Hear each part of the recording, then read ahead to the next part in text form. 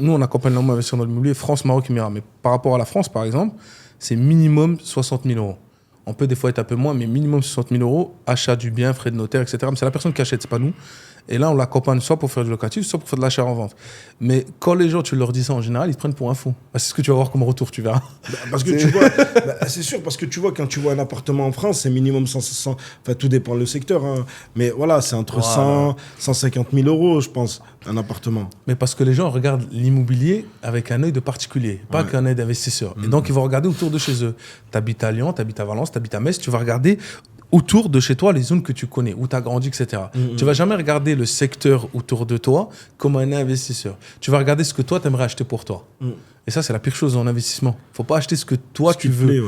Faut que tu achètes ce qui rapporte. Ouais, ça, je suis d'accord. L'investissement immobilier, c'est comme une société. Tu dois la gérer comme une boîte. Et les gens, en fait, ils mettent de l'émotionnel.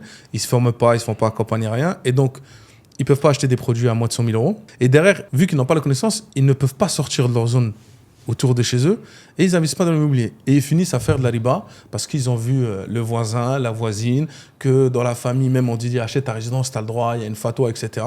Et ça finit à faire de la riba.